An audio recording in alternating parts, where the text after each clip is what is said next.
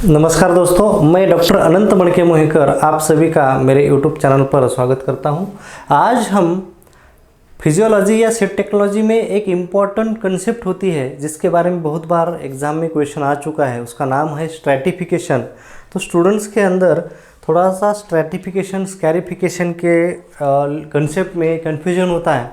तो आप स्ट्रैटिफिकेशन क्या है ये थोड़ा सा समझने की कोशिश करिए। वीडियो को आखिर तक ज़रूर देखिए। अगर आप मेरे यूट्यूब चैनल पर पहली बार आए हैं तो यूट्यूब चैनल को सब्सक्राइब करिए और वीडियो को लाइक ज़रूर करिए। तो देखिए, जब भी सीड में डॉर्मेंसी आती है तो डॉर्मेंसी आने के बहुत सारे रीजंस हैं, बहुत सारे कारण हैं। एंड ये जो डॉर्मेंसी आने का एक सीड कोड भी एक इम्पॉर्टेंट रीज़न है। इसको हम बोलते हैं डॉर्मेंसी जो है एक जो सीड के कोट के कारण डॉर्मेंसी आना।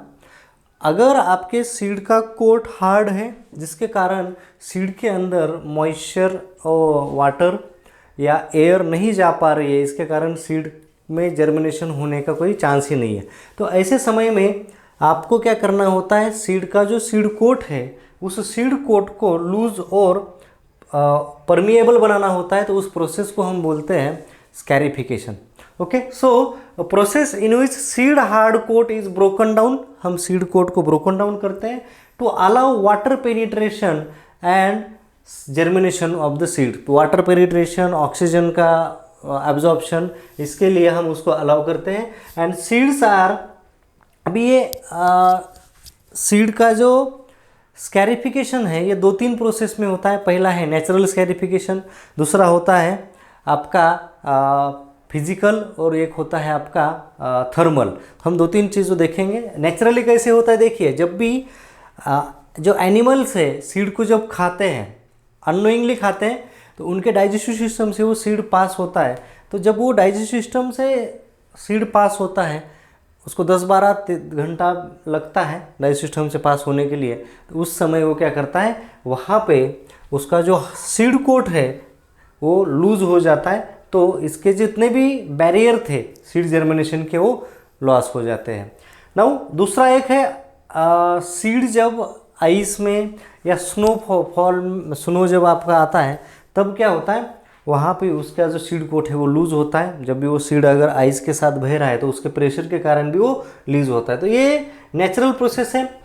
सम प्लांट्स नीड स्मोक, इसको और फायर। कुछ सीड्स को हम मतलब कुछ सीड्स का सीड कोट लूज होने के लिए एक तो हमें उसको फायर करना होता है, जलाना होता है, या फिर हम उसके ऊपर स्मोक यानी कि धुआं का इस्तेमाल करते हैं। तो जर्मिनेशन के लिए ये भी एक प्रोसेस है। नाउ एक होता है मैकेनिकल स्कैरिफिकेशन। मैकेनिकल स्कैरिफिकेशन होता है, दूसरा एक होता है केमिकल स्कैरिफिकेशन। ओके, पहले हम मैकेनिकल स्कैरिफिकेशन की बात करते हैं। अगर मैकेनिकल स्कैरिफिकेशन की बात करेंगे तो हम क्या करेंगे, मैकेनिकल कुछ एक चाकू से या प्रेशर से उसको मार के या हम उसको थोड़ा सा शेकिंग करके, इन प्रोसेस से क्या करते हैं, सीड कोट को लूज करने की कोशिश करते हैं। तो पहला है आपका damage to the outer seed coat by cutting. तो आप कटिंग या निकिंग करके, तो हम कोई शार्प नाइफ का यूज़ करके क्या कर सकते हैं बैटरिंग, मतलब हमें मारना है उसको, उसके ऊपर हमें उसको कंटिन्यूस प्रेशर से मारना है। तो एक तो आप सेकिंग या स्ट्रिकिंग कर सकते हैं। Some seeds can be scarified simply by soaking in warm water.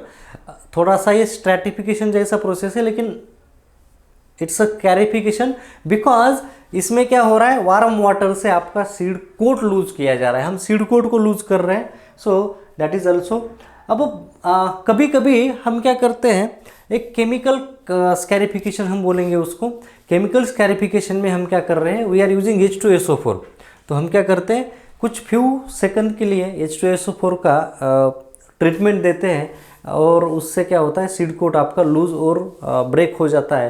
तो ये भी हमारा प्रोसेस है। और एक एग्जांपल बताता हूँ स्कैरिफिकेशन का। आपने कभी धनिया का सीड देखा होगा, तो किसान क्या करता है, धनिया को सीड में फिजिकल स्कैरिफिकेशन करता है, मतलब वो बोरी में, जूट के बोरी में डाल के उसमें थोड़ा सा पीसता है।